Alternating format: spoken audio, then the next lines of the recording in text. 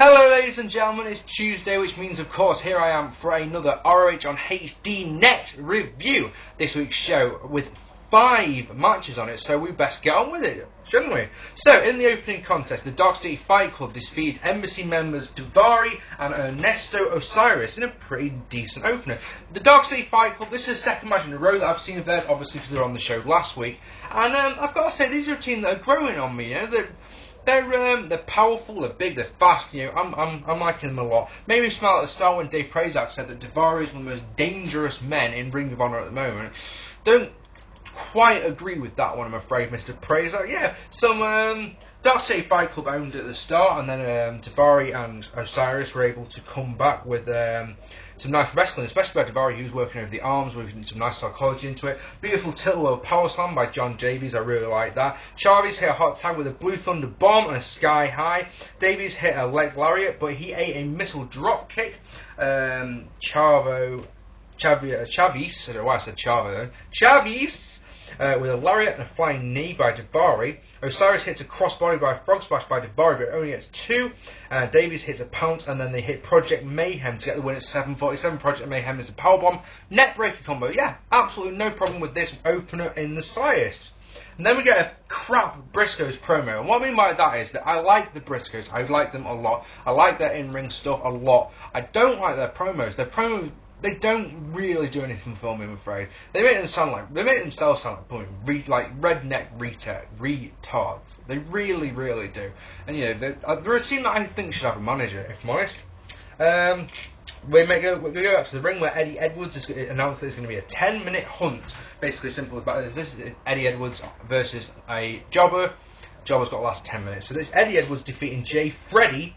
In an to be honest, it wasn't too bad match at all. Fully expecting this one to be a squash. Absolutely expecting this one to be a squash completely. But Jay Freddy, he got some nice offense. He did drop kick. He did hit a nice super leg, a rana, and then he hit a suicide dive, which was, whoa, where did that come from? There wasn't an ROH chant, which is always disappointing. But he got too confident, he went for a missile dropkick, that was countered into a bomb, and then Achilles lock with Eddie Edwards stamping on the head, got the win. Yeah, no problem with this one. And, it was a bit, it went for 2 minutes.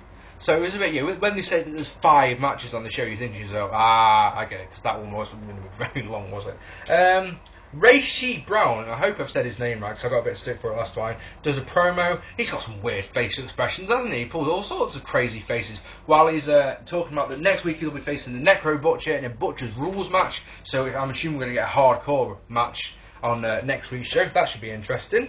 And then next, it's meant to be Austin Aries versus Delirious. Delirious comes out first, but then Austin Aries comes out and basically he says that he's ill. The crowd chant bullshit at that to show that they believe him as much as I do, which is nice. Aries says he has stage 3 laryngitis. I don't know what that means, I'm afraid.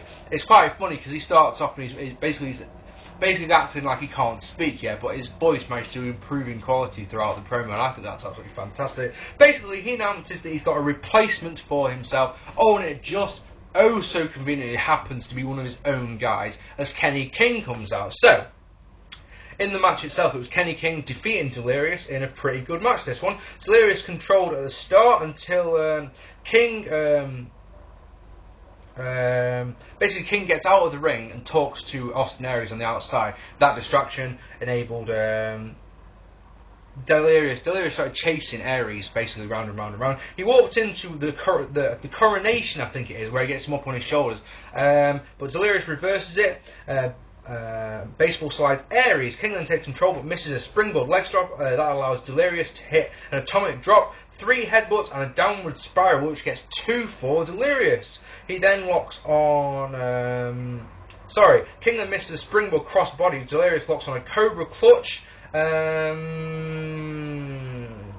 Oh dear me. I can't read my own writing once again.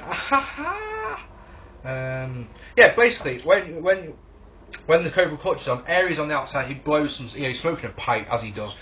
He blows some smoke into the face, and the announcers go crazy. Well, praise that doesn't, but the other guy, whose name I've actually just gone completely forgotten, doesn't really.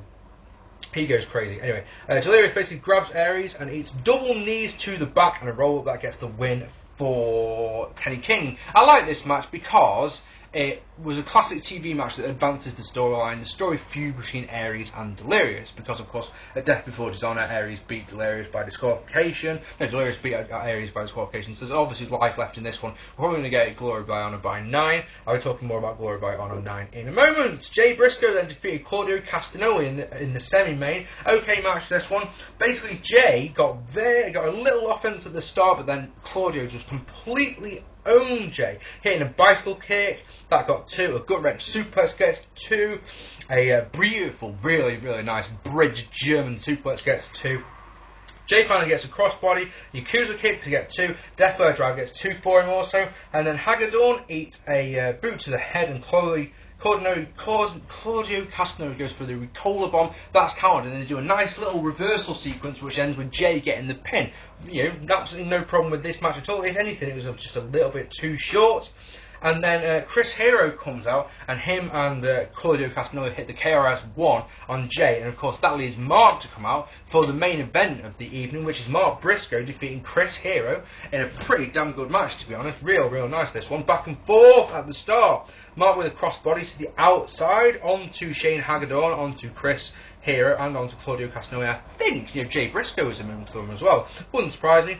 Hero takes control with a rebound elbow and a regal plex. Mark tries to come back, but every time he does, Hero cuts him down, which is really nice to see. Hero tosses him to the outside, and Claudio, who has a European uppercut on him, and then Hero goes for a European moonsault then. Goes for an Asai moonsault, and the thing is, it misses, but it looks ever so pretty for such a big guy. Like, damn, nice. You know? That enables Mark to come back with a spin kick and a brainbuster for 2. Mark goes for a cutthroat driver, but is countered.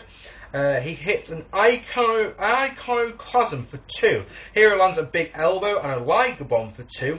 Hero then goes to use the golden elbow, but Mark rolls it up for 2. Hero goes for the death blow, but Mark backsides him for the win.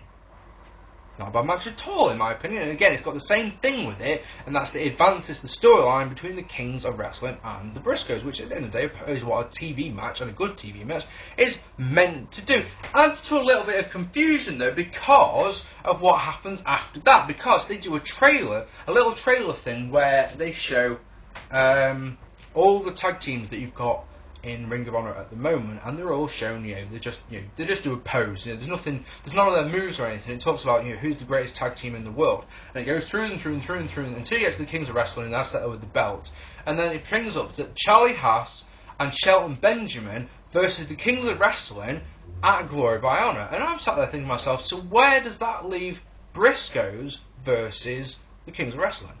Now, a lot of people have told me about this before I even came on. Basically, when I got on my computer today, a lot of people say, "Oh my God, have you heard about this? Kings of Wrestling versus World's Greatest Tag Team at Glory by Honor." Now, a lot of people can understand how. A lot of people are excited about this, and I can understand that one. I'm a little skeptical about it. I'm a little bit skeptical about it because in ring, I'm sure this match will be good. I'm sure it'll be a great match. My problem is that these two, Shelton Benjamin and Charlie Haas, well, they're not the most charismatic of people. They're not. Especially Charlie Haas. I never felt like I loved him as an in-ring. I loved the World's Greatest Tag Team. I loved them when they were part of Team Angle. But yeah, never the most charismatic duo. These two, and but yeah, like I say, this one could be good. I'm expecting Glory by Honor to be a great show. I really am. So yeah, excited to see that one. Let's break it down. So there's 34 minutes and 46 seconds of in-ring action on a 55-minute show. If you take the advert breaks out, you literally can't get better than that. You won't get that on Raw. You won't get that on Impact. And that, ladies and gentlemen, is why for the second week on the road I have watched this show.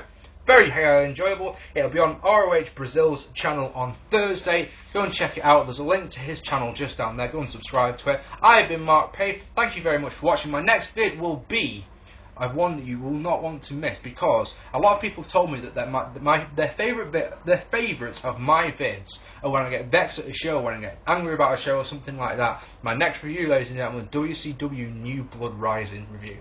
You are not going to want to miss this one, because it's 29 minutes of me getting vexed at everything. Oh yes. Ladies and gentlemen, I've been Mark P. Please tell me what you think, hit that subscribe button, and I will see you soon. Bye bye.